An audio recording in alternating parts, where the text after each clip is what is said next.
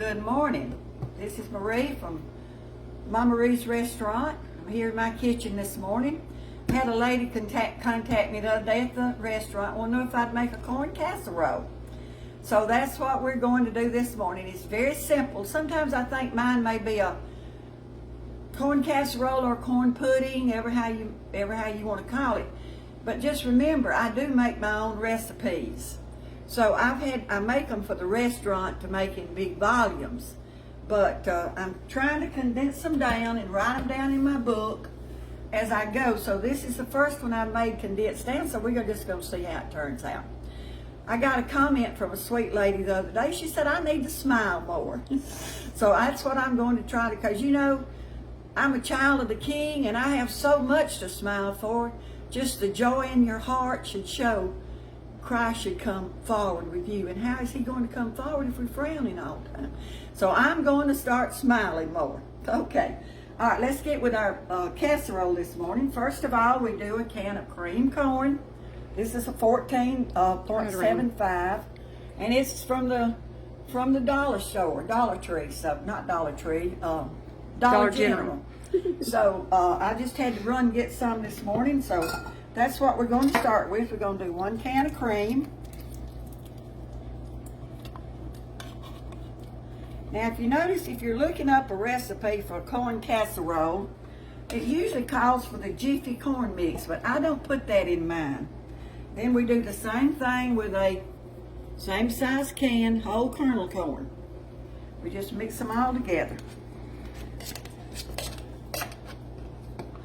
I'm honored to have my great-grandson here watching me this morning, Mr. Xander. Xander, look. He's learning how to cook too. So we're just going to mix that together, just the two. But I've got everything measured out right here so it doesn't take so long. I've got 1/4 cup of sugar. 1/4 cup of sugar. Just put that in. I've got 1/4 cup of self-rising white lily flour. 1/4 cup. We just dump it all in there together. And I think what maybe make it might be a pudding is I put 2 eggs also. Okay. I've got 1/4 of a cup of melted butter. Okay. All right. We're just going to mix that up right quick, and I'm going to change. This is all we do, just mix it all together. We aren't through. We'll finish up in a minute. Now, just remember, when you're making this, we're making just a small recipe. And anytime you want to make more, just double your recipe. Just put double everything. Excuse me. That we put in this one. Now, I'm just going to put some salt and pepper. And like I told you, I don't measure. If you like pepper, put a lot. We won't put much salt because, you know, one thing about salt, you can always add salt, but you can't take it out. All right. To this, we're going to add 1.5 cups of milk, just regular sweet milk, whole milk. Someone texted me the other day, I said sweet milk in a recipe. And they text, well, what is sweet milk? So it's just whole milk. We call it sweet milk in the South. And generally, you know, just quite easy, stir it in. You don't want to get it all over the counter. Now, it's going to be real soupy.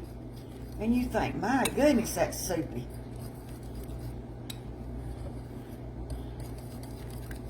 Okay. Everything's mixed together, and that's it.